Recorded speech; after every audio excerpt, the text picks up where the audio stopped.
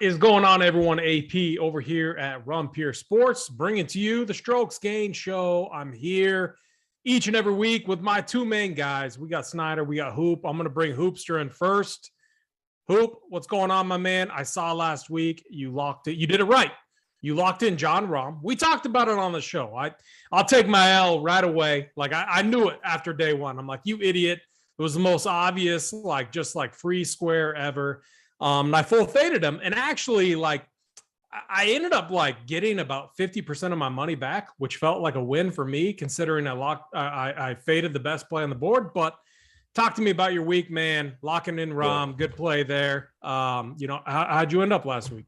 Yeah, ended up locking Rahm across the board on, all sites, all contests. And yeah, obviously went well, made a decent bit of money. And I honestly kind of disappointed. I felt like I should have made more. I had obviously 100% Rahm, and I was way over the field on Tony Finau too.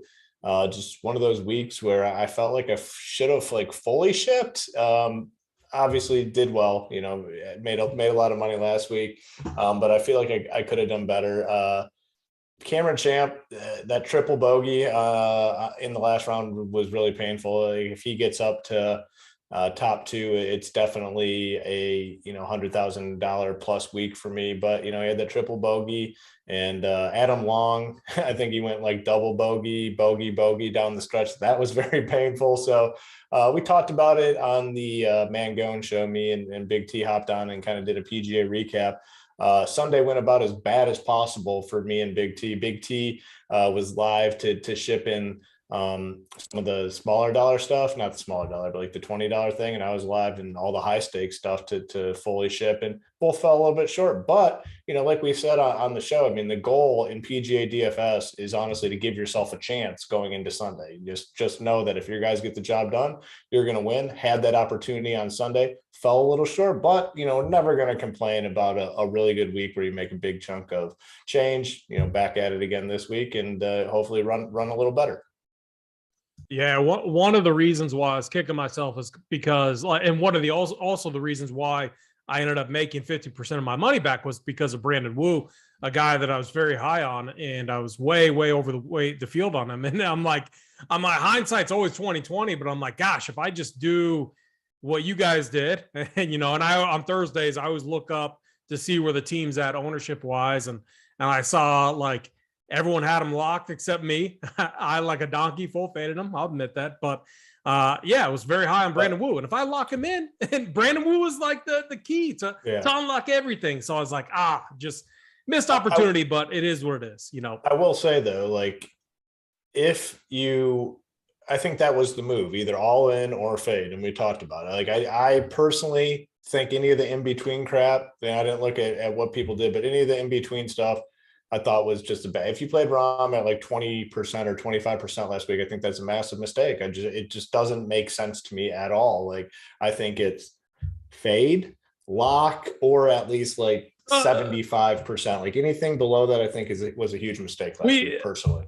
I think Big T was on the show with you and Mango on the morning show, and you guys all talked about it. We got to remember that course next year, because the shorter hit, it's not your traditional birdie fest. The length of the course takes certain golfers out of play. And we saw that. And that's hindsight is just next year. If we have that same format, it's going to be very easy. But guys Brendan Todd in that first round, I mean, he shot 6 under, I believe, which is a great score, but he had, I think they said 4 or 5, fairway medals into par fours. You can get by 1 or 2 rounds with that, but over the course of 4 rounds, that's going to pay. You're going to pay the price for having to hit fairway medals. And you saw that with those shorter hitters. Yeah, they popped up for a couple good rounds, but there's no way they're competing all 4 rounds when you're hitting medals into par fours. It's just not going to work. Yeah. Yep. Very good, though. Snyder, how was your week last week? I believe you also locked in Rahm, I believe, right? No? Oh, no. How was your week, though? How'd you end up? I didn't lock in Rahm. I thought about it. I almost did, but then I was like, I haven't played Rahm this whole year. Hasn't killed me yet, so might as well just keep on with that same deal. I had a lot of KM Champ and some of those other guys up there, so I got some of my money back. I actually had a pretty good outright on KM Champ. I had a bet on him at 54-1 odds, and he was right there at the end. I did hedge a good chunk of it off on Rom though late, so I ended up putting a good chunk of it on Rom to determine as kind of a hedge. I thought he was the only guy that was gonna win. If it wasn't Champ, I didn't have much conviction on those other guys charging the leaderboard on Sunday. So, but it was not the best of weeks. I mean, I got some of it back, like you were saying, pretty much about that same amount. So, but we're looking forward to this week. We've got another situation with another guy that's priced even higher than John Rahm was last week, and I think it's not as weak of a type of field. I mean, last week's field is probably the dustiest field I've ever seen, but this one isn't that much better, but it is a little bit. Yeah, very good. And this week we're at the Wells Fargo Championship. Change of venue this week. It's at the Potomac, I believe. Potomac, whatever you like to call it. We call it the Potomac, I believe. Change of venue. Usually it is at Quail Hollow out there in Charlotte, North Carolina. Really nice course. Course that Rory McIlroy absolutely owns. But we go to a course that prioritizes, I think, strokes gained off the tee, or strokes gained hitting fairways. Good drives is another way to monitor that. And so it's going to be a different test, I think, this week. I think it's going to be maybe the exact opposite of what we saw last week, where these guys could just bomb it.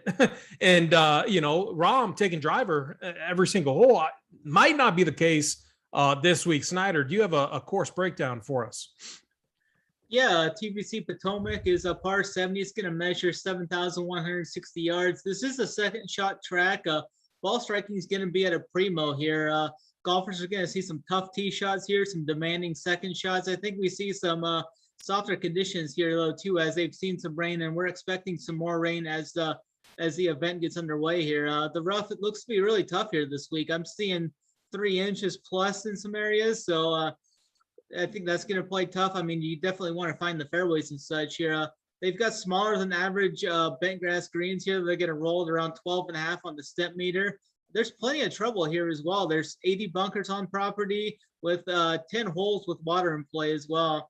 Early on, it looks like we could see a slight PMA and wind advantage possibly. I don't want to look too much into it yet, but I was just kind of pulled up Wind Finder, and that kind of stuck out a little bit to me early on. But some of the key stats I'll be looking at this week: strokes gained approach off the tee with fairways gained in there, bogey avoidance, and around the green play.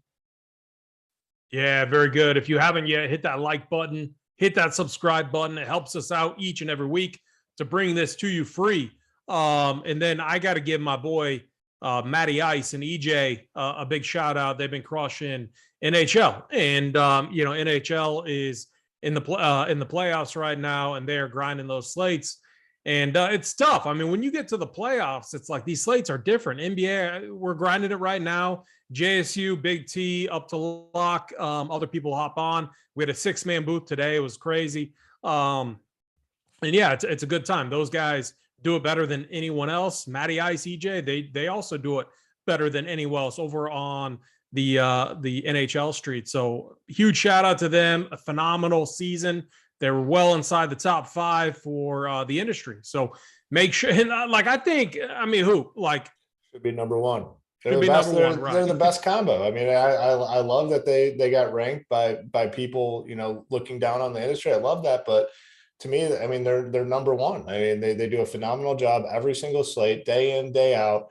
And they're the grinder guys that they just go about their business every day. The playbook's going to be dialed in. The core plays are going to be dialed in. Hockey is not the most popular DFS sport, obviously, but they're doing it every single day and producing winners, and content is second to none in my eyes. So it's nice that they got recognized for sure. But like I said, they're the top duo. There's no doubt about it in my eyes.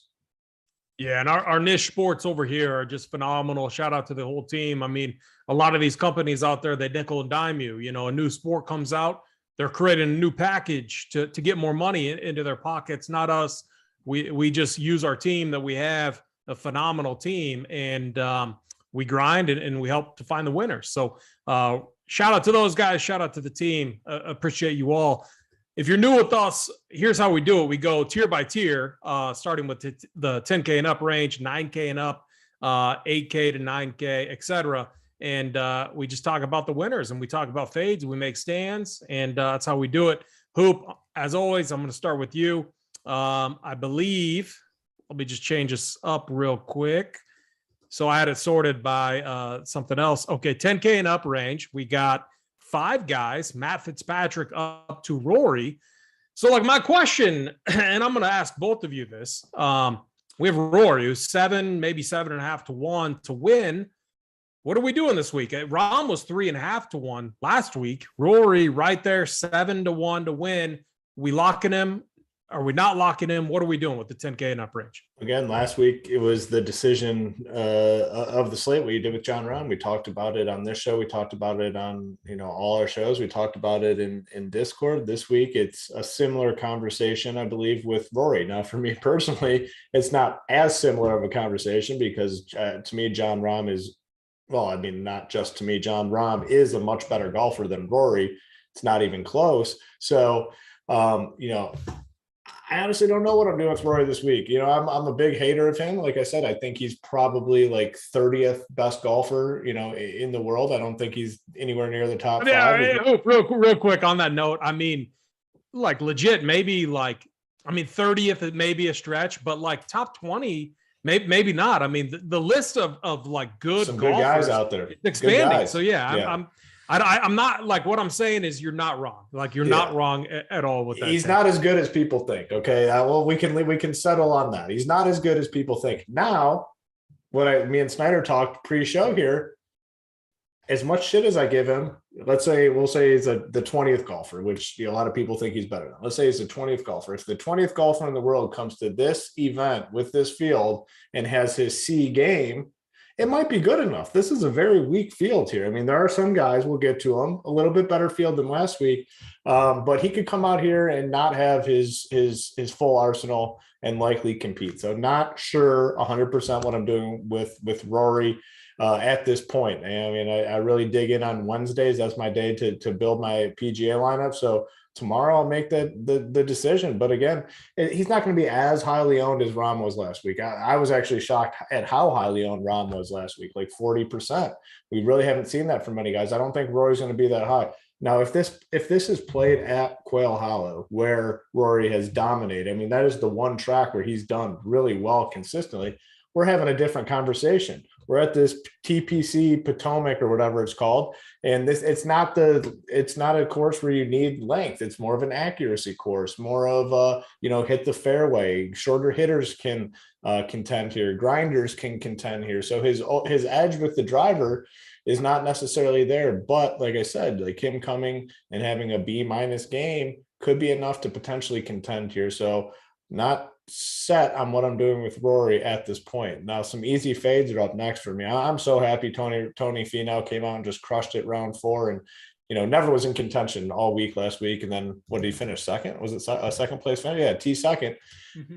I hope that brings his ownership up here because this course is a terrible fit for him, like terrible. You need some degree of accuracy off the tee. He has not had that at all. So I'll be off Finau.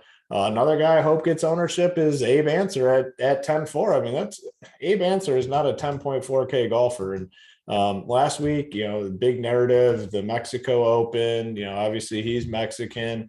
All right, he should perform well.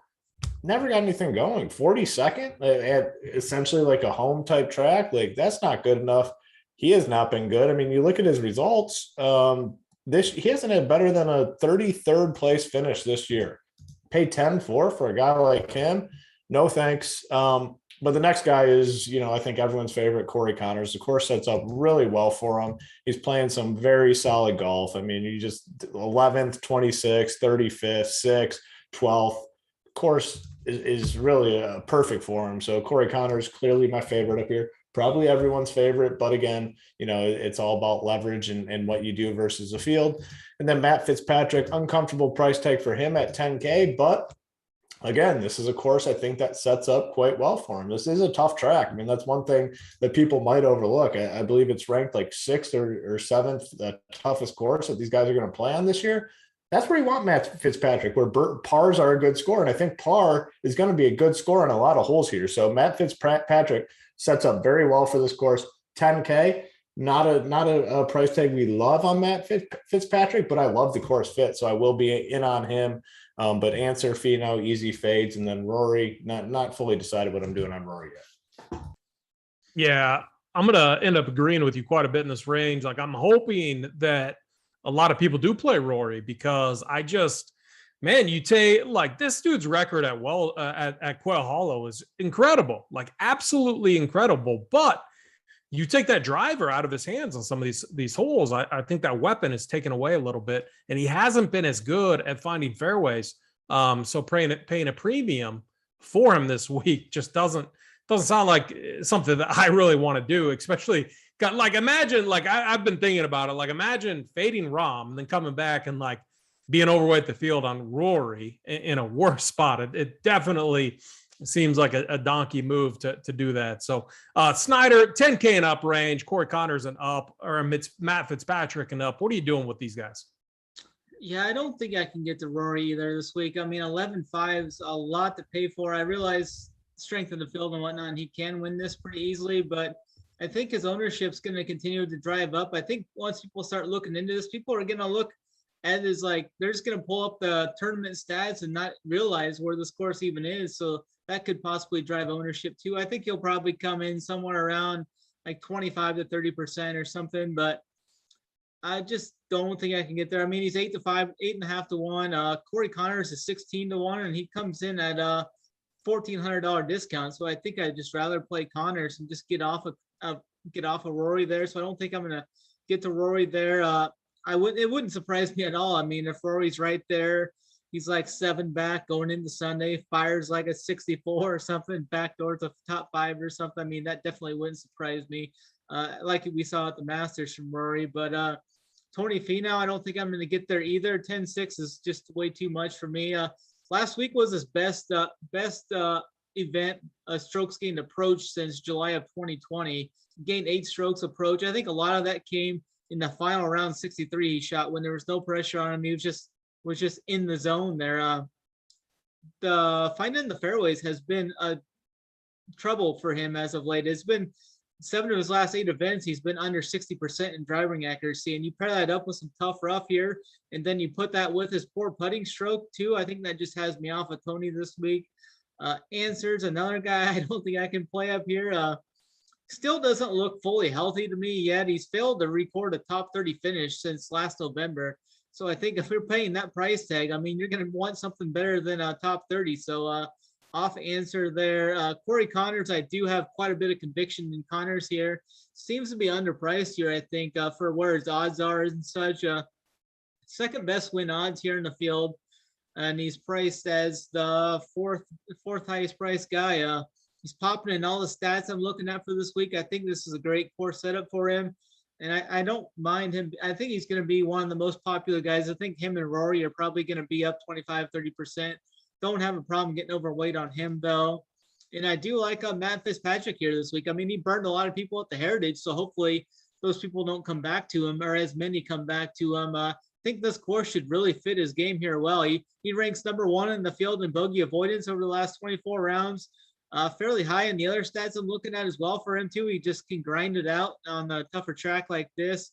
You need to hit certain spots off the tee and such. I think he's the guy that can do that. He's gaining averaging 4.5 strokes gained tee to green on average over his last 5 events, and has 5 top 15s in his last 7 events. So Fitzpatrick and Connors is going to be where I'm looking to mainly start my builds up top this week. Yeah, I'm like locked arm in arm with you guys. I mean, I think Tony Finau, Abe Answer are 2 easy fades up in this range. Finau, yeah, he played well last week, and it looks like he's starting to round into some form. However, I just think you take that driver, that weapon away off the tee, I'm going to be off of him.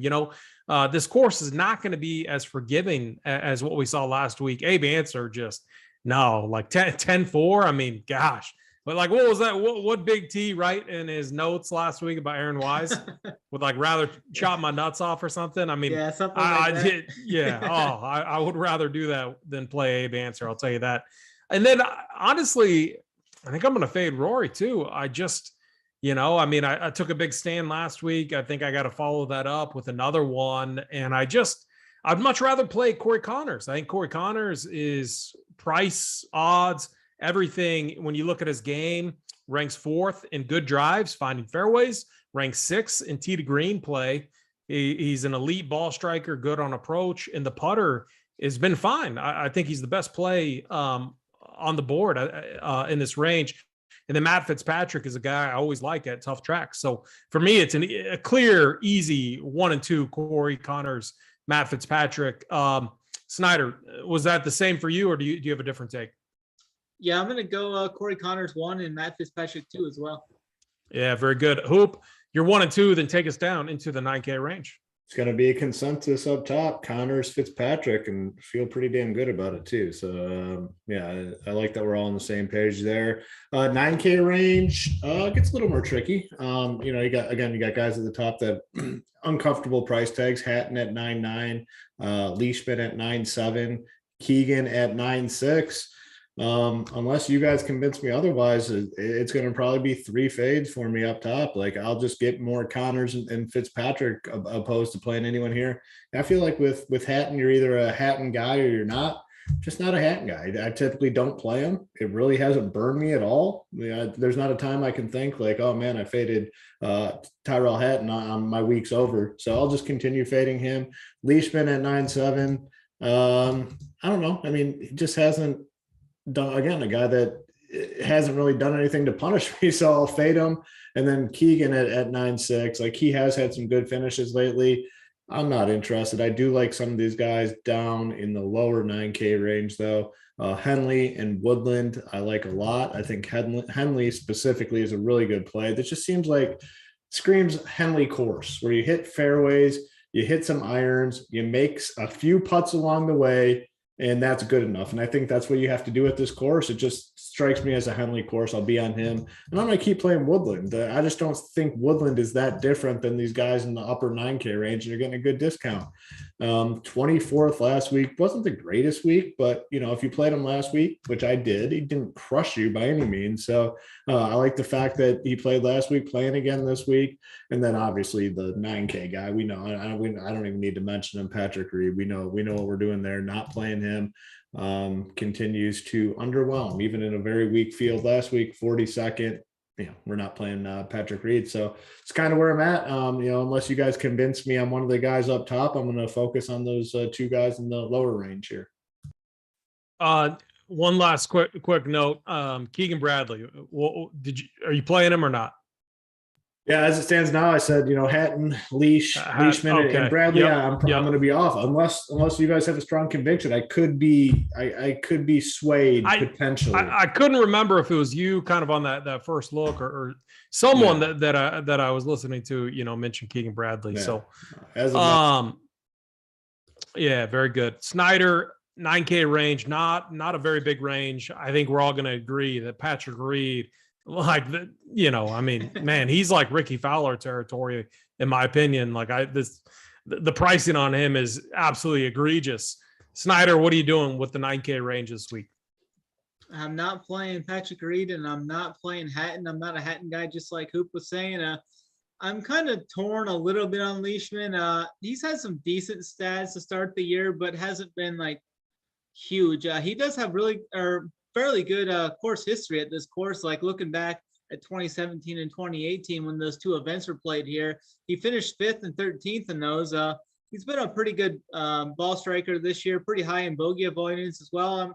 It looks like the wind could come up here too throughout this. I think it was like Friday, Saturday, Sunday. It's supposed to be more windy. If that happens, I mean, he plays well in the wind. I'm not sure what I'm going to do with Leishman yet. He's a guy that I'm going to look more into as the week goes on. Keegan Bradley is just one of those guys that I've actually been playing him more this year, and I've gotten him right there for a while. It was whenever I played him, I couldn't get him right to save his to save my life. But he's got 3 top 11s in his last 4 events, coming off an 8th place at the Valero and a 5th at the Players. He's strong, tee to green guy. He just needs to make some putts. I think that's a fair price tag on him given the weakness of the field.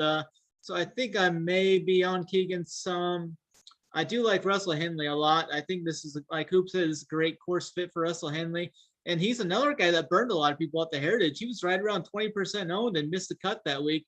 And that was mainly due to losing 4 strokes putting. So I can just give Henley a pass there. He's been putting a lot better in 2022, so I have no issue just kind of writing that off as a bad week. Gained nearly 5 strokes on it. He's gained nearly 5 strokes on average tee to green over his last 10 events. So, I mean, that's just a great spot for him. He's 3rd best win odds, too. He's at 20-1 odds, and we're getting him at 9,300. So I think that's a good price tag with his win odds. And then Gary Woodland, I'm just never usually a Gary Woodland guy. I can possibly get to him if I have some room for some guys at the bottom of this range. I'd just rather play a Henley for $200 more. Henley's got about twice the less the win odds. Woodland's coming in at like 35-1 to win this event versus the 20-1 on Henley. So I think I would just, if it was a 1v1, I would side with Henley for sure. I may have some room to get Woodland in there. Depends on if I play Keegan and Leishman though. So it all kind of rotates of what I'm going to do in that with those 3 guys, but definitely I'm playing Henley. So like when I look at this range, like Keegan definitely stands out. And what I tell myself is if Keegan was 7,700 in this field, what would I do? I don't even think I would get like that crazy excited about him. I think he would make my player pool. I'd be foolish to say otherwise, but like, I'm not like locking him in. Now, Russell Henley, if he was 7,700, I would probably lock him in. I mean, I think he's, again, one of the better, if not best plays when you factor in price in this 9K and up range when you look at this course. But Keegan Bradley, 9,600 just seems way overpriced. I even think, take his price down 2,000 and I'm still like not that excited about him. So I think that's something out there that you should do when you're considering some of these guys. I think you can apply the same thing with Tyrell Hatton. Honestly, I think I'd be a little bit more excited about playing Tyrell Hatton if he was much cheaper. Just because he does have upside, but 9,900 for him? No, I definitely can't do that. Leishman, same thing applies. I mean, this is a guy in a field that's more loaded. We're paying 7,900 for usually.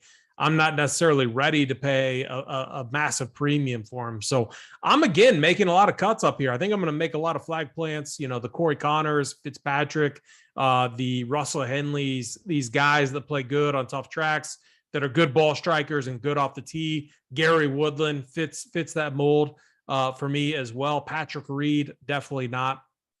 So a lot of cuts here. It's Henley and Woodland for me, and I'm probably cutting everyone else. So I think for me, what that's going to do is cut out a lot of ownership. I'm going to leave it very simply saying Russell Henley number 1 and Gary Woodland number 2. Snyder 1 and 2, 9K range. I'm going to go Russell Henley 1, and I think I'm going to go Keegan 2 just for right now. It's in between Keegan and Woodland what I'm going to do there. Yeah, very good. Hoop 1 and 2, then take us down to the 8K range, which looks like, again, another kind of small range, but we're going to get to the 7K range that is loaded in my opinion. So we're about to talk about some good stuff for sure. It looks like you and I are sinking or swimming together because I'm with you. It's going to be Henley. It's going to be Woodland and likely fading all the range. It is crazy how many 6K guys there are in this field when you get down there. Like the 8K range isn't even all that big either. But when you travel down here, a big name at the top, Paul Casey, 8.8K. I think this is one of those situations. Like if you got burned by him in the match play, if you got burned by him at the Masters, like you almost have to play him here. Like you got to get some exposure to him. Now for me, I haven't played him. I've been fading him. So it's worked out quite well. I'll continue to fade Paul Casey. I mean, he is an established PGA guy, has a ton of money. He's been on tour for a while. Like if there's any inkling of injury or the back flares up, he's just done. He's out. Like he's proven it to us over the course of the last 3 weeks. I'll just wait and see if he's healthy. And then the thing with Paul Casey, he doesn't win all that often. So it's not likely that he'll come out and burn you here. If he's full health, I think his peak performance is probably like 20th place, and that's not going to burn you if you fade it. So I'll be off him.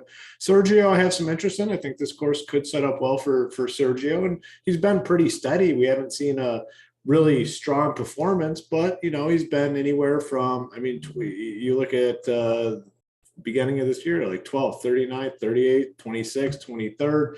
Like, that's not winning you GPPs, but he's been good enough. And in this field, I think he can get it done. Max Homa, I don't think this course necessarily fits him perfectly, but he's been able to get it done in a variety of ways and at a variety of courses. And he's had some strong finishes. I'll be on Homa. I think Seamus Power is actually interesting this week. I've been on him a ton. I was on him a ton, but I've kind of been fading him at the tougher tracks and kind of punished us a little bit. Did well at the Players. A 33rd for him at the Players is a solid performance. And then he made the cut at the Masters, 27th. I think I might finally go back to Seamus here. It's been a while. Webb Simpson, man, it's a tempting price tag, but he just has not been good, like, at all. I think I'm definitely going to fade him, and I will be playing our boy Cam Young. Just really solid, and didn't do well at the Players, didn't do well at the Masters. So those big field, strong field events, he hasn't fully proven himself at yet, but everywhere else, like, he has been just spot on. I will definitely be on Cam Young, one of my favorite plays in this field. If Paul Casey does it again to the industry, he's going to be like what baseball is right now with these not juiced balls. Like, it's not fun at all. Like, no. Watching him, like, he's going to have zero fans left. Like, I don't know if he realized that or not, but man, for me with Casey, it's going to be like an ownership game. If the ownership is projecting to be very low, I think he's a good play at this track. That's going to be tough. That's going to prioritize tee to green game, good drives, and ball striking, right up his alley. So Snyder, Paul Casey, and, in this 8K range, what are you doing with these guys? Yeah, Paul Casey is definitely a interesting guy there. I think it's a fair price tag on him. I just don't know if I can get there. I hadn't played him much, but I did play a little bit of him at the Masters. He kind of burned me there a little bit. So I don't think I'll get to Paul Casey there. I just don't think, I don't know. It's a decision, but I don't think I'll get there. I do have some conviction in Siwoo Kim here. I think he's interesting. He plays these longer par fours really well. He ranks fourth in proximity to 175 to 200 on yardages. Ranks inside the top 10 in tee to green. Has made 12 straight cuts with decent top 15 upside. I think Siwoo Kim's interesting for GPPs. I do like my guy Seamus Power. I think it is time to go back to him here. Had a couple good solid outings at the Masters and the Players. He plays fairly well in these shorter courses too, so I really like that. Ranks top 20 in bogey avoidance, top 5 in par fours, 450 to 500, and they'll see quite a few of those here this week. So I think it's time to jump back on our guy Seamus Power there. Cam Young, definitely going to be on Cam Young here. Not too worried about his ownership. I think he will probably be like 20% owned, or seeing right around like 20% ownership. I don't think that's too bad for him. I can get overweight on him pretty good. He comes off that third place finish at the Heritage. He's been a beast too off the tee. He's just really good there. Where's he ranked? Over the last 24 rounds, Young ranks first in tee to green, ball striking off the tee, and par 4 scoring from 450 to 500. So I think Cam Young is a really strong play here. Don't matter about the ownership there. We can still get overweight on him.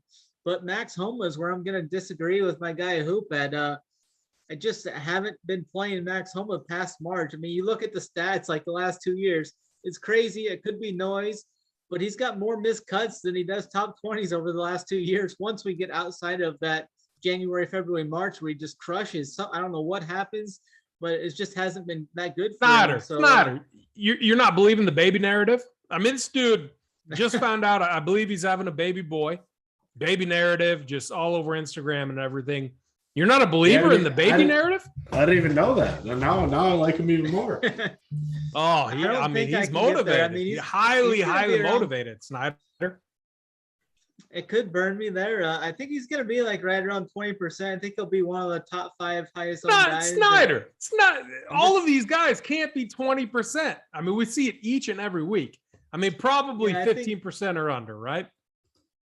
I'd take over 15%. So. I'd say maybe like 12 or something. Could be wrong. He's not going to be. Everyone can't be 20%. The math doesn't work out that way. No, I think it'll just be like Connors, Rory, Henley, Cam Young, and then it'll kind of spread out from there, I think. Keep going, Snyder. I didn't mean to interrupt. All good. Yeah. I don't know. I mean, it's crazy looking into. I looked into that before the Masters because I thought he was going to be popular. I was trying to find ways to probably differentiate myself from there, and I don't know what it is, but he just like kind of goes into the tanker after he gets away from the West Coast, Cali, Florida swing. I don't know. I'll probably be off of him though. I'll probably mainly be on Seamus Power and Cam Young in this range. That'll be my highest 2 own guys in this range. What do you think about Webb? Did you touch on him or no? No, I can't. I haven't been really getting Webb right as of late. He seems to be getting healthier, but I don't think he looked that good at the Heritage. He finished 59th at the Heritage, but that was mainly due to a terrible putting outing. But he slightly gained approach there. I just don't think I can get to. I think Webb's gonna have to show me at one time before I get back to him. I think I'm gonna need to see like at least a top 15 from him before I can kind of jump on him. But that's a great price tag for him in this field at a shorter par. This is the type of course that sets up well for him. That shorter par 70. Are you gonna play him then, or are you guys on Webb Simpson, or what's your leaning towards fade? No, man. He hasn't been good. The results. Yeah, he's looked bad. Been terrible. Yeah, it just has not looked good, like at all. Yeah, he's looked like I'm looking at these baseball scores right now. You know, here's my take: go invest in alcohol companies again, because the only way that we're going to find enjoyment out of baseball right now is if you're drinking heavily, because man, I'm looking at these scores right now. It's pretty brutal. I'm seeing Twitter's going nuts about it. Like man, it's already a boring game, and they're trying to make it like more boring. Hey, we'll find the edge though. I mean, you guys were talking about on the show today, hammering unders. I mean, it makes a lot of sense, and you just got to adjust. So I'm in this range. Paul Casey, starting with him, it comes down to ownership for me. If I see him trending towards under 10%, I think if you're multi-entering, what you do is you get 20% of them. You get double the field, just because he's a guy that at 8.8K in this field on this course, he has a ton of upside if he's healthy, and that's what it comes down to. And if he's not, I don't think like 20% necessarily kills you. So I think that's a fine rule with him. Sergio, I don't play him that much, so I'm not going to say I'm like full fading him, but I just don't like playing this guy. I mean, he's making cuts, but he's not showing a ton of upside. I mean, we'll see. I'm not going to like necessarily cut him. I'll give him a fair projection and see kind of where he lands. I do like Max Homa. I just think, Snyder, I do realize what you're saying. With his performance kind of outside of, honestly, it seems like it's outside of California, but he's making cuts. The game looks good. Baby narrative, might have a share or two. Jason Day, not playing him. Webb Simpson, not playing him. Seamus Power, I think he's interesting. I think he's more interesting than some of these guys in this range. So I'll have a couple shares. And Siwoo Kim, I'm kind of torn. I'm really kind of torn on this range. Like I really see my build path looking like a Corey Connors and a Russell Henley type, and then maybe like a Cam Young, and then loading up on the 7K range that I think is pretty elite. But Cam Young, in my opinion, is the best play in this range. I mean, if Keegan Bradley was 8K and if Cam Young was 8K like he is, who do you guys have more of? Because I think I have more of Cam Young, to be honest. If both guys were the same price. Hoop, I mean, what do you think about that? Yeah, Cam Young. I love the kid. I think he's got a big time, and he's done well at a variety of different courses too. So I know he's long off the tee, but what was the last one? It was the RBC Heritage, right? Where that shouldn't fit a bomber all that well, and T3, like solid performance. So love Cam. Yeah. Snyder, same thing, or I mean, is it key? I mean, it's just kind of a little, comparison, bringing price into play, et cetera. Yeah, I'd be on the Cam Young side there too. I actually didn't. I played him a little bit at the Heritage, but I was kind of scared to play him there because I didn't think that course would set up as well for him being more of a bomber. But he kind of proved me wrong there, so I definitely got to go right back to him there. Yeah, I'm gonna keep it simple. I'm gonna say Cam Young 1. I'm gonna say Paul Casey 2, assuming like we don't hear anything and assuming ownership is under on him. Eventually, he's gonna play all 4 rounds, and eventually he's going to have a good finish. I mean, like, or else I just don't get it. And so I would rather be on him when his ownership is really, really low. And I think it could be this week. So Paul Casey and Cam Young for me. Snyder 1 and 2 in the 8K range. I'm gonna go Cam Young 1 and then Seamus Power 2 for me. Yeah, very good. Hoop 1 and 2, then take us down into the 7K range. Yeah, I'm with Snyder, Cam Young, and then Seamus. And I haven't played Seamus in a while, so I'm excited to kind of get back on him. I have a feeling we're all going to have a similar mindset that the 7K range is just absolutely loaded. I'm honestly having trouble making cuts going through this. I just like so many guys here, and as crazy as it sounds, it starts with Matt Kuchar at the top, who has been playing very well. I mean, 16th at the Valspar, 2nd at Valero, 3rd at RBC Heritage, and then gets a course here that should fit him very well. So I'll be on Kuchar. I know Big T does not like this next guy, Mr. Aaron Rye, but been playing solid. Course should fit him well. I like him. I like Brian Harmon. Streel Daddy, not sure on Streel Daddy. He's had some opportunity at courses that should fit him well. Like at the RBC Heritage, he's very popular. I know a lot of us were on him. Missed the cut there. So he's a guy I could potentially get off if I needed to make some more cuts. Definitely like Damon at 7-6. Troy Merritt, he's kind of one of my guys here and continues to play really, really well. Probably one of my favorite guys here. Your boy Brandon Wu, AP, is back in the field after 4 straight made cuts, 3rd, 33rd, 28th, 2nd last week. Got to look at him. And then, I mean, my boy Adam Long just continued. I mean, he did let me down on Sunday, though. I will say that. He let me down on Sunday, but continues to play really solid golf. He's made looks like 6 out of his last 7 cuts. He's got 2 inside the top 20 back-to-back. Definitely be back on Adam Long. Alex Smalley, I think, is a strong option here. Bo Hostler, Mark Hubbard. I'll go back to Poston too. I mean, Poston, I believe, missed it on the number last week. I think he had a putt to make the cut and ended up missing it. Now he's down to 7.1K. I'll be in on him. I'll be in on Grayson Sigg. I mean, there's a ton of guys here that you can play. And honestly, some of my favorite guys in this field are in the 7K range. Yeah, Brandon Wu looked good. He looked good off the tee. He looked good finding fairways, and he showed us that he can score. I mean, the putter was dialed in. Obviously, much different greens this week, but still, you got to think the ownership is going to be down quite a bit. There's one guy I don't think you mentioned, but we'll get to him. I think he's a good play, former workbench play of the week, one of my boys. But Snyder, 7K range, what are you doing down here? Yeah, there's quite a few guys I like in this range, kind of like Hoop was talking about. I'll start off with a couple of fades, though. I'll be off of Mr. Two Gloves this week. He started out great last week, kind of faded on the weekend. I think he'll see some ownership this weekend off how he played last week. Matt Kuchar is another guy that's kind of getting talked up about his recent form, 3rd and 2nd in his last 2 events. In those 2 events, though, he gained over 7 strokes putting in both those. Lost strokes approach in that last event as well. So I don't think I can get the Kuchar. I don't think he's going to gain over 8 strokes with the short game again. So that's the chance I'm willing to take there. So I'll be off of Mr. Kuchar. I do like Killer Keith Mitchell. I think I have a lot of conviction in Killer Keith Mitchell this week. He rolls in with some great form all through this 2022. He's been playing good. 5 of his last 7 events, he's yielded a top 15 finisher better.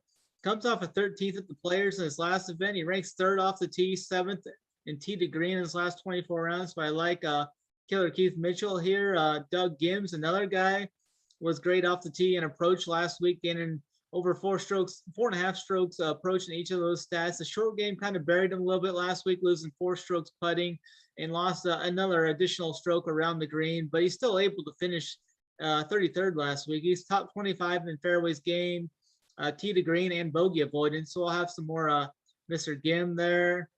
I like the price tag on Matthew Neesmith this week. Comes off a 12th place at the Heritage and a 3rd at the Valspar. Lipsky, I think, is another guy coming off his second top 10 in 3 events. Gained 10 strokes approach last week too. So I think Lipsky's an all right guy to look to. And you're a guy, Brandon Wu definitely is a guy to definitely take consideration to. Second place last week, finished 3rd at the Puerto Rican Open amongst 4 straight cuts made. He's been great everywhere except for around the green, those 4 events. So I think Wu's definitely a guy to consider. Adam Long, hoops guy, definitely another top 15 finish for him last week. Ranks 1st in fairways gained last 24 rounds. And he continues to hold that mid 7K price tag. So I think he's a great solid value option once again for us this week. Anirban Lahiri was one of the soldiers from my video this week. He's made 5 straight cuts, with 3 of those being inside the top 15, including a 2nd place at the Players Championship. He played in the PGA event at this track back in 2018 as well and finished 13th. So I think Lahiri can keep it rolling here this week. Bo Hostler's another guy. I don't think he's going to see the ownership. Some of these guys do. I think he'll be like right around that 5% ownership, but he's shown some upside here. He finished 6th at the PGA event held here in 2018. And he's made 4 of his last 6 cuts, with 3 of those coming inside the top 20. So I like Hostler. Sig's another guy that's a really good value option down here, I think. Been really consistent as of late. Made 9 of 10 cuts. I think Dahlman's fine too. Seb Straka. I mean, there's quite a few guys in this range that I think I'll go to. Yeah, for me, like doing making 150 lineups, I'm going to make a lot of cuts up top. I'm going to really open it up down in this range. Matt Kuchar, I'm kind of fine with. Second shot course. A guy that the short game has been very good, ranks 1st around the greens here. Not like I get what you're saying, Snyder. Like hopefully that continues, but honestly, I just think, with it being a second shot course, I think that benefits him. Keith Mitchell, love him. Doug Gim, love him. Johnny Vegas on him. Brian Harmon, one of my favorite plays in this range for sure. I think relative to this field, he's underpriced. Matthew Neesmith, love him. I think I'm off Kevin Streelman. He just hasn't he's not like the Streel Daddy tag. We got to take it away. He's not deserving of that tag at all. He's done nothing at all. He's due for a name change.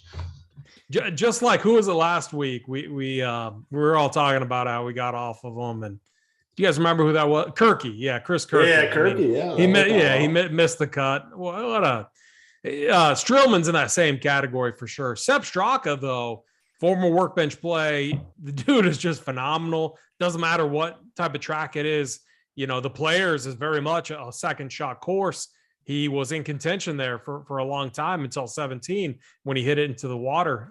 So definitely like Seb Straka. Joel Damon, like him. Lanto Griffin, I had wrote him off. Big T was on him last week, and he finished with I think T15 right there. So maybe Lanto's back. I'm not necessarily sure that I'm sold, but I thought that was nice to see. T15 finish there. CT Pan, David Lipsky, I like them. Brandon Wu, like him. Adam Long, like him. Anirban, Lahiri, Uncle T's boy. I might have a sprinkle. Fowler, no. Molinari, no. Probably a lot of cuts then down under when we get to that 7-4 area, all the way down to like 7-1. Probably a lot of cuts for me. Kurt Kitayama, Snyder's boy. I'm going to go back to him, though. I thought he was pretty good last week. Snyder, thank you for getting us on him. I mean, the guy looks solid. I mean, he's solid golfer. Like, it's just good call, Cam Davis, I might have a little interest. The guy has upside. I think he's really good, and he's a bomber, but man, he's got it done on tracks that don't require distance off the tee. So I think getting iron in his hand, I think he's been good. I think he's been good around the greens. His putting looks good as well. So while this might not be the best course for him, 7,200 is hard to like say no to, relative to the field. So I have a little bit of interest in him. Party Marty, 7,100. I like him. Poston, like him. So I mean, and then Nasty Nate, he looked good last week too. So I'm going to really open it up down here in the 7K range. I'm still going to have my, probably 35 golfers this week, right around there. But I'm going to have a lot of the 7K range. I'm going to make a lot of cuts in the 8K range. I'm going to make a lot of cuts in the 9K and up range. And I'm okay with that this week. One guy, I mean, like, I don't think either you talked about him, but I mean, Matt Wolf, 7K. I mean, I don't even know. Like, that's too low. That's too high. You can't resist. You can't resist. You come across that name and you literally cannot resist. I got to cross him off. I mean, it's like, I mean, we all have demons that we battle. We all have problems. And it's like Matt Wolf is a problem. I admit it. I have a problem, a Matt Wolf problem, and it's brutal. The guy's broken. He's legit broken. We need, like, this is not the course. Like, why isn't he just waiting till like what's the course? Is it the Detroit Open or the Quicken Loans? Quicken Loan, like one of these easy tracks. Like, why didn't he play last week where you could just bomb it anywhere? Yeah. There's very little penalty. Like, that's what he needs, not a second shot course. Like, this is not the course for him. I don't get it at all. But no, he's it's too bad of a play way down there. So if I got to say my 1 and 2, it's pretty difficult right now. I know I'll have it much more defined later, but I'm going to say, hold on, let me go back up. I'm going to go Sepp Straka is up there. And then I'm going to go, man, it's definitely tough. And I could see myself not like being like way overowned on any one of these guys, but I would say, okay, Brian Harmon 1, Sepp Straka 2, final for me. Snyder, you're 1 and 2 in the 7K range. I'm going to go with Keith Mitchell 1 and then Anherbon Lahiri 2. Yeah, Uncle T's boy. I like that. Hoop, you're 1 and 2, then take us into the 6K range. Man, so many. It's hard to make the cuts down to 1 and 2. I mean, it's a loaded range. I got to stick with my boy Adam Long, though. He's been treating me very well. So Long 1, and then another guy that's been treating us well, Troy Merritt, number 2. But a lot of strong plays in this range. 6Ks, I think we have some options down here at the 6K. I mean, there is, I think, more than half the field, I want to say, is in this 6K range. I mean, there are just so many guys down here. So I went through and wrote down a few that I'll be interested in this week. I'm going to go back to my boy Svensson. He sucked last week, missed the cut, but I have some faith in this guy, 6.9K. I'm going to go back to him. Brian Stewart, 6.9K. I believe, what did he do last week for us? Yeah, made the cut, 42nd. Like, if he makes the cut this week, that's kind of all that we're looking for. Ryan Armour at 6.8K. The course should just fit him very well this week. Doesn't need to be long. You don't need to be long off the tee. Second shot course that screams Ryan Armour. Smotherman made the cut last week and did pretty well on Sunday to improve his finish. He was a disaster. Round 3, shot a 76, but bounced back with a 60, 68 in round 4. Again, these guys down here, you just want them to go ahead and make the cut. Hank Lebioda, I believe you were on him last week, right, Snyder? Hank the Tank? Yep. Yeah. I mean, it was just fitting. Hank the Tank made your first. He was one of the soldiers, correct? Yeah, he's one of the soldiers. He got through. Yeah. So he got through, and potentially, here's a guy that we played a ton of last year, and the price was much, much higher. Sometimes all it takes for these guys is just to make a cut to get it going again. And he's 29th last year. Course should fit him well. Nick Taylor's at 6.6K. He's been awful. Missed the cut last week, I believe, on the number. Very disappointing, very hurtful. Had a lot of Nick Taylor. But, I have to go back to my boy Nick Taylor. I don't know. It might not be a good play, but I'm going to Nick Taylor. I don't give a shit. And one of the soldiers this week, I mean, man, what a strong soldier this guy is. Peter Malnati just continues to get the job done for us. 4 out of 5 made cuts. I think we've played him every week. I mean, all 5 of those weeks we've been on him. 46 at the Players, 41st at the Valero, 42nd at RBC, and then last week where length obviously was very important, he gets us a 15th. Now we're coming to a course where you don't need the length. Malnati could be like in the 7Ks, and I'd have interest in him. 6'6" is just a deal for a guy. Jonathan Bird, I played Bird last week. He was up toward the top of the leaderboard. I'm going to play him some this week. He's 6'3". And then last guy I had is my boy Vaughn Taylor. Missed the cut last week, but again, we weren't sure how that course was going to play last week. You needed to be long off the tee to really contend. If we knew that, probably wouldn't have been on Vaughn Taylor. But this week, of course, you don't need to be long at. Vaughn Taylor's only 6.3K. Sign me up. So those are some of the guys that I'll be looking at this week. So, okay, I got 2 questions for you guys. Let me start. And one is in relation to the 7K range, but gun to your head. So we'll get back to the 6K range, guys. I promise you that. But gun to your head, I'm going to start with Hoop. You got to play Ricky Fowler, or you got to play my guy, Matt Wolf. Who do you play? No, I'm sorry. And you need better finish. I'm Ricky sorry. Fowler? I got to go Flower there, and it's probably not even. Matthew Wolf might be like one of the worst guys that is playing in these. I mean, he's so bad. And what happened to him? It's mental. It's crazy. It's over. It is all mental. It's over. What? I mean, this is a game where you get in your own head, you're done. And it tells you a lot if I'm picking Flower over, golfer B. So yeah, sorry to tell you. Okay, bad question. Snyder, same thing. Yeah, I can't back Wolf right now. I hope he gets it figured out, but it's crazy. So my other question, though, Hoop, I'll go back to you first. Is so Ryan Armour. Now maybe this is wrong, and I got Fantasy National up. I think they're very good. If you're a stats type of guy, I think they're one of the better sites out there. So shout out to them. But they have a 10.6 ownership projection on Ryan Armour, which is like a guy that I will randomly recommend that no one else is on. That he's usually 1 to 2% max. But I've heard the name a couple times already, just listening to a couple things. Is there any chance that he's close to 10%? Because I'm not buying that at all. No, I mean 5% max, right? 5 at the most. I'd be shocked. I'd be very surprised if he got to 5. Like there's 0%. There's literally 0% chance Ryan Armour is 10% on this week. There's really no way. We might need to do ownership. Now it would be manual. It would not be like a computer generated thing, but there's some definite ownership projection issues. There's no chance.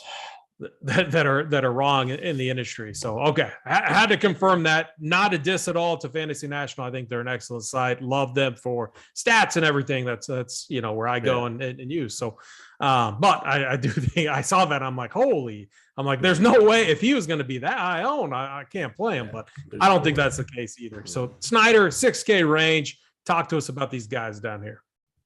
Yeah, I think I'm gonna have to go back to my guy Tyler Duncan. He hurt my feelings last week. I actually had one of my better teams, had everybody but Duncan. That kind of hurt my feelings. But I'll go back to him this week. Cage Lee's maybe a guy to consider down here. He's not in really good form at all. He's off 3 straight missed cuts, but at these TPC courses, he's typically played pretty well at. So maybe I'll look at him. I do like the Ryan Armour call there.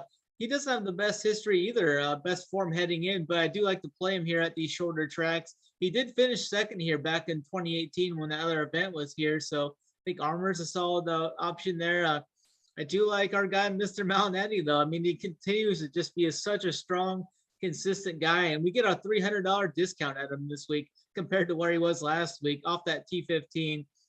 He's so consistent, making all these cuts. I think he's going to make his 9th of 11th cut here this week. Strong finish for him on Sunday, too. He shot 66 for us to get inside that top 15. So I like Malinetti. I think Dashi Kodaira is an interesting guy. He's coming off that 15th place last week as well. I think he's interesting. Brian Stewart, I like again. Hank the Tank for sure. Vaughn Taylor, I like. Scott Piercy's a guy I kind of just stumbled across not too long ago. 6,900. He's coming off a 12th and a 33rd in his last two events. I think that the shorter course could benefit him. He's a good putter. He could get hot with a putter. So maybe I'll go to some Piercy. Your boy Barnrat's down there, Bramlett, Ches Reeves right there. Ches Reeves did pretty good last week. I could maybe get back to him. He finished 13th at the Mexican Open. Almost gained 5 strokes approach too. I mean, he struggled off the tee, but everywhere else he was just great. So Ches Reeves, a guy I think I can get back to, and that's pretty much it for me in this 6K range. Yeah, I mean, this range is definitely not what the 7K range was. That I think was loaded, but kind of funny. I wake up this morning and I pull up Discord. And I got a message from Big T, kind of a rare thing. Usually it's me blowing him up about, an issue or something that we're dealing with. Rarely is it ever him, sending me a message. So I'm like, oh, this is either good or really, really bad. And let me pull the message up. It says, nothing else to it. It says, happy Hung Kang Workbench Week from Big T. And I'm like, oh, man, the legend of Hung Kang has returned for round 2. A guy that's been very hurtful. Former workbench play that did not work out. The chat was tilting like crazy. People were lighting me up on Twitter. It was not a good call at all, but the guy's been good off the tee. And outside of that, he's missed a lot of cuts and has done absolutely nothing. So I'm not sure I'm on board with it, but, love to see that from Big T. We'll see tomorrow on the premium show if he sticks with that call. I'm going to have him my player. Why you said that, though? Just to interrupt you here quick. I have no idea, to be honest. 2017 and 2018, when that other event was here, he finished top 5 in both those 2 events. All right, there we go. The note that's going to end up next to his name on the note sheet, right? I mean, it's going to be like small wiener, no chance that I'm playing him. Like, he's just trying to get AP. We need a disclaimer. It's like past results do not, guarantee future performance. Kind of what we had in the finance world that I came from. That's what we need with PGA DFS, because that is very true with a guy like Sung Kang, because that's probably when he was kind of in his prime when he got that win. Also, because he's been terrible. He's been absolutely terrible. I mean, and there's been very little that's been good about his game. Going down here, though, Scott Piercy, I have him like, what I was looking at is if Ryan Armour was going to be popular, Piercy, like there's, flip a coin on who does better between those two guys. Honestly, I think Piercy might have a little bit more upside. He doesn't look as good on paper, but I think that he's definitely a guy that has as much upside as Ryan Armour. I mean, literally flip a coin, but I'm going to have both those guys in my player pool. Austin Smotherland, I think he's okay. Just going down here, I mean, man, I'm not going to go back to Kiradech. I mean, you get a hole in one and you finish T61 out there at a track that I thought he'd do better at. Well, it was such a bad field that I thought he would do good at. Peter Malnati, definitely with you guys on him. Best play in this range by far. He's been very good. 3 cuts made in a row. He's shown upside. He's been good off the tee. He's been good putting, and he's been good around the green. And he's actually made 4 of his last 5 cuts. So you absolutely love to see it. I'm going to go with the notebook play, though. While I would love it to be Peter Malnati, I just think, I don't want to steal that play from you guys. You guys are both very high on him. The guy at Circle is 6,500. It's Bryce Garnett. Not a long hitter, but very good off the tee. He ranks 30th in finding fairways. He ranks 15th in strokes gained around the green. The putter looks good. And he finished T33 at the Mexico Open. Not a long hitter. And that was a long track like we talked about, but he still got it done. A T33 performance, I think, was fine out there. He's made 3 of his last 5 cuts. He's done better on these shorter track type events that are more for ball strikers. So Bryce Garnett, the notebook play of the week. Then I like Peter Uihlein. I might have a little sprinkle of him. Dylan Wu might have a sprinkle of him. And outside of that, I'm making a lot of cuts down here. So I think it's a pretty, cut and dry week for me, where I'm making some really big cuts. I think up top, Rory, probably not going to play him. making some other fades up there in the 9K and up range, 8K and up range.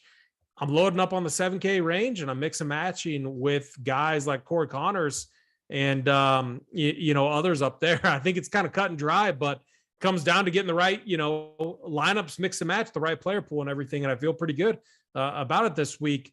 So Snyder, did you have kind of a favorite play down in the 6K range? Yeah, I think it's going to be Mr. Malnati for sure. 1, and then 2, I'm going to go Scott Piercy too. Hoop, your 1 and 2 or just 1, which I would guess is Peter Malnati, right? Yeah, we all kind of like him. I definitely in on him. I'll go Lebiota, and Smotherman. I like our boy Smotherman this week. Yeah, very good. So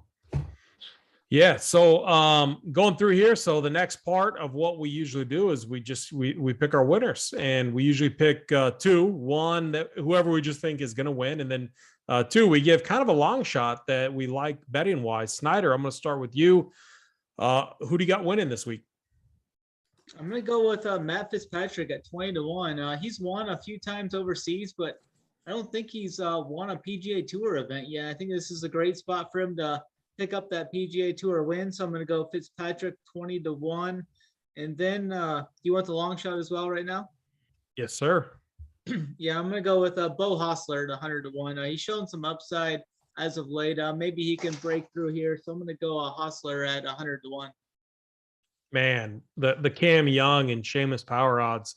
I mean, those are pretty tasty for DFS wise. So, but Snyder, I like those. I like those picks quite a bit. I'm with you on that. I think, I think the Fitzpatrick call is definitely really nice, and I think you can bet on that too. 21. I mean, I definitely think you can bet on that. Hoop, who do you got winning this week? Jeez, I was just looking at these odds. Like I was going to go Seamus Power, but he's 25-1. Can't bet that. And then Cameron Young's 28-1. Wow, those guys. We probably pulled the odds up at the exact same time. Yeah, I'm just looking at this like that is the same reaction. That is wild. That's definitely good for their DK plays though. Man, that's getting some respect. All right, I'm gonna go. Man, I got to reconsider here. I guess I'm gonna go. Russell Henley is kind of up top. I really think Russell Henley has a chance to win this week, and he is, where is he? Yeah, 20-1. That's not a good number either. But I do honestly think that he has a chance to win. And then my more of a long shot type play is going to be Troy Merritt. Really like Troy Merritt this week. He's got to be, where's he at? Probably 100-ish or so, right? No. He's 35-1 on DraftKings. Oh my, that's not a long shot. All right, I can't use that. Wow, 35-1. Wow. Holy moly, that's insane. He's a 7K guy, right? Yeah, 7.5. All right, I'm gonna come back and I'm going with my boy Long, Adam Long, whatever he is. Better than Patrick Reed. Yeah, Adam Long at 80-1. Give me 80-1, Adam. Oh man, these are some wild odds this week. Jeez.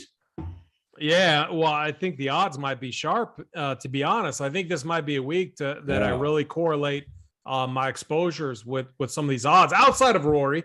And Rory's already so when I first pulled it up, I'm pretty sure Rory opened around 7-1, maybe 7.5-1. It's already 8.5-1 there, and I think Corey Connors has gone the other way. I think he's gone up. So I'm going to say Corey Connors, and I don't know if I'm going to bet it or not, but only 16-1. Probably not going to bet it, but really like Corey Connors this week. And then I'm with you, Hoop. Down here, I'm going to go with my longer shot. Let's see. Man, let's go Brandon Wu, 100-1. He looked good last week. You got to like the momentum coming in.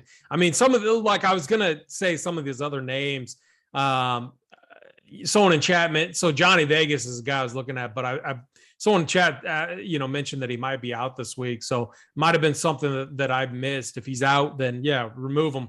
We're doing the show on Tuesday. So, we should have a lot of that news. The other guy too, that I'm kind of looking at where I think at 35-1, he might be a good bet and maybe you bet on him instead of like playing him in DFS, but that's Paul Casey. Just looking at the field strength here, put $100 on him, 35-1, get a nice return there. And, if he withdraws, it is what it is. You're out $100, not a huge deal, or less, however much you want to put on it. But Paul Casey, those odds relative, if he was healthy relative to the field there, I think those odds on him look pretty good. So, but yeah, I'm gonna go with Brandon Wu, 100-1. Kind of interesting odds there. Snyder, final thoughts this week. Yeah, looking forward to this event. I think it's going to be a pretty good event here. And then the showdown content, like always, Thursday and Friday on the Mail Media Network. I'll have the showdown playbook and all that stuff up for subscribers for Rumpier Sports as well, and core plays and the playbook for showdown. That's pretty much it for me this week.